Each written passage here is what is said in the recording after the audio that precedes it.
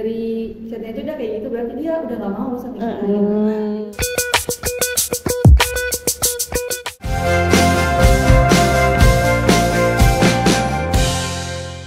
Aku nanya lagi, selama kakak praktek pernah nggak ketemu sama pasien yang aneh gitu? Anehnya dalam hal apa nih, dokter? Entah itu bersikap atau gimana ya? Kadang tuh kalau di rumah sakit kita nemuin pasien yang nggak sabaran. Misalnya infusnya habis nih, padahal belum habis banget gitu kan. Kayak emang dari keluarganya kayak terus infusnya habis, misalnya kan kita lagi ngejalanin tindakan. Oh iya nanti sebentar, itu nggak sabaran datang lagi nyampe berulang-ulang itu sih. Kadang buat kesel kan, kayak mohon pengertiannya sebentar gitu kan, tapi kayak nggak ngerti gitu. Terus kadang yang satu lagi kalau misalnya keluarga pasien minta ketemu dokter, sedangkan dokter itu kan ada jadwalnya tersendiri, kunjungan ya kan, visit cuma pagi biasanya kan, kalau nggak ada yang gawat gitu. Nah ada keluarga pasien yang kayak pengen ketemu dokter terus kayak gitu karena pengen nanya-nanya gitu kan, sedangkan kita perawat kan nggak bisa ganggu waktunya dokter gitu sih yang pas lihatnya nggak enak. Terus cara kakak ngadepin pasien itu gimana? Ada nggak cara tersendiri? Kita cuma kasih pengertian kayak sabar ya Bu gitu misalnya kayak kalau untuk dokter sendiri itu tuh jadwal visitnya pagi gitu. Jadi kita nggak bisa sembarangan, kayak dikasih edukasi aja sih gitu. Berarti selama di praktek nggak ada ketemu yang aneh tapi yang nggak sabaran aja berarti. Iya. Nah misalnya kan ada pasien kritis nih tapi nggak ada jam dokternya, terus gimana sih seorang perawat tuh menanganinya gitu? Kalau untuk kayak gitu kan misalnya malam gitu kan nggak mungkin kan dokter spesialisnya stay di ruangan terus gitu. Kalau untuk itu perawat yang pertama kayak kita lakukan tindakan yang sekiranya bisa meminimalisir kegawat daruratan tadi.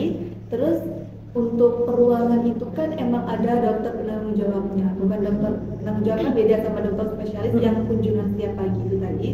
Sedangkan kalau untuk dokter penanggung jawabnya itu bisa ditelepon kapan aja sih. Jadi kalau emang ada yang gawat, ada yang kritis, dokter itu mau nggak mau emang harus datang. Tapi pernah nggak sih ngalamin kayak yang ini udah krisis tapi dokternya nggak datang-datang gitu? Kalau udah krisis, dokter pasti datang. Pasti. Iya. Dimanapun. Iya. Kan kalau emang. Soalnya kalau untuk pasien yang emang kritis itu sebelum dia mengalami kritis itu tadi, gawat tadi, itu emang udah dipantau biasanya dalam pemantauan. Jadi kayak emang dokter udah siap-siap sih. Nah selama praktek di rumah sakit nih, ada nggak sih yang kayak keluarganya tuh iseng gitu, kayak godain kayak mau nggak sih jadi menantu ibu gitu? Nggak ada sih. Nggak ada. Mungkin masih baru gitu kan. Iya. Sering gitu tuh. Jadi selama kakak praktek nih, kan pasti ada shift-shiftan sama teman. Tadi kakak bilang ada yang 4, ada yang cuma 2. Pernah nggak sih berantem teman antar teman gitu? Enggak sih, karena kalau untuk jadwal dinas sendiri itu emang udah diatur dari CI. Jadi kalau di rumah sakit itu ada CI peruangan. Kami kan dinas peruangan nih seminggu-seminggu, misalnya CI paru, CI bedah kayak gitu. Jadi udah diatur dari sananya. Jadi mau nggak mau, enak nggak enak kita harus terima, nggak bisa kayak aku nggak mau di sini, aku nggak suka temennya ini gitu. Nggak boleh egois gitu ya. Berarti perawat tuh harus bisa semua ya, kayak di bedah paru harus bisa gitu. Iya, harus bisa.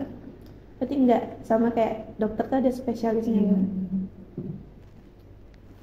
Terus aku mau nanya lagi, gimana cara kakak interaksi sama pasien dengan segala macam sikapnya gitu? Kan pasti pasien punya beragam sikap gitu, sifat gitu. Nah, kalau untuk itu sih kan kadang pasien ada yang jutek gitu kan, ada yang ramah. Kalau yang dapat yang jutek ya gimana cara kita kalau aku dalam keperawatan itu emang udah diajarin gimana caranya komunikasi. Itu namanya komunikasi terapeutik. Jadi kita diajarkan di situ untuk menerapkan sikap care terhadap pasien. Jadi mau dia pasiennya jutek, mau dia pasiennya acuh tak acuh, mau yang ramah, itu kita menerapkan komunikasi terapeutik itu tadi. Nah kan udah bahas tentang perawatan ataupun praktek nih.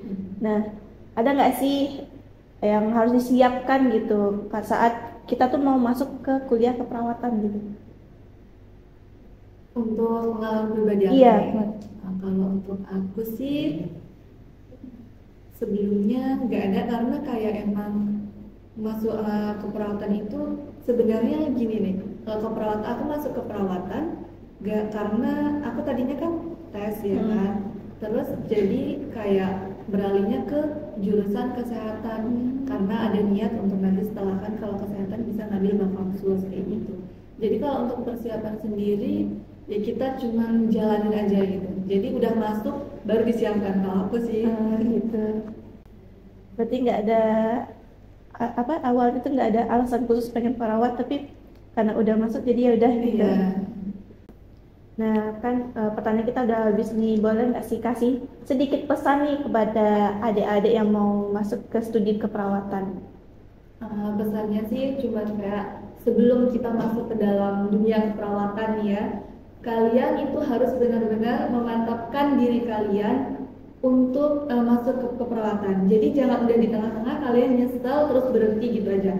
Karena yang pertama di dalam keperawatan itu tentunya yang paling utama biaya itu cukup mahal ya. Jadi nggak main-main. Jadi jangan sia-siain pengorbanan orang tua kalian udah ngebiayain kalian, terus setelah kalian masuk ke perawatan kalian menyesal karena dari awal kalian tidak mempersiapkan mental itu tadi, terus mempersiapkan diri kalian, ilmu yang kalian punya itu sih.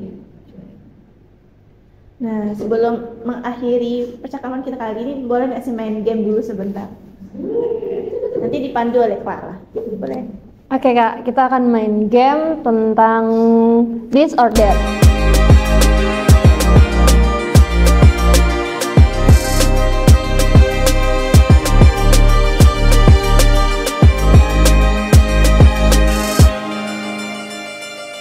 Pertanyaan yang pertama nih Kak, di ghosting apa dry text nih? Kalau aku pilih di ghosting sih. Kenapa? Kalau di ghosting dia masih ada keinginan untuk bersama kita, tapi kegak-jelasan gitu kan. Cuman kalau dry text tuh dari chatnya aja udah kayak gitu, berarti dia udah gak mau sama kita gitu. Apakah ada pengalaman pribadi? Di ghosting Langsung ya. Oke. Bilang sama yang ghosting.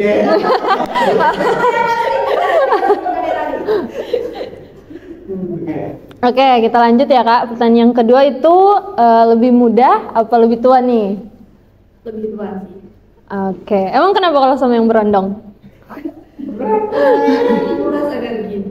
Karena kayak kita yang harus ngasih pengertian ke dia itu. Lebih tua menggoda ya? Bukan juga, masih itulah, masih bisa di itu.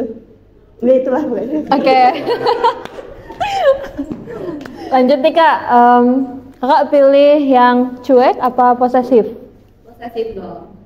Kalau posesif itu kan kayak kita ngerasa diperhatiin gitu kan. Tapi kalau over posesif juga nggak baik sih Iya. sebenarnya. Tapi aku lebih suka yang kayak gitu. Iya. Kalau dia melarang kita berarti dia Sayang. Oke. Tapi kalau yang untuk kayak ngatur-ngatur kayak nggak boleh posting ini, nggak boleh pakai baju gini, itu kan risih nggak sih? Iya sih, risih. Iya, gitu.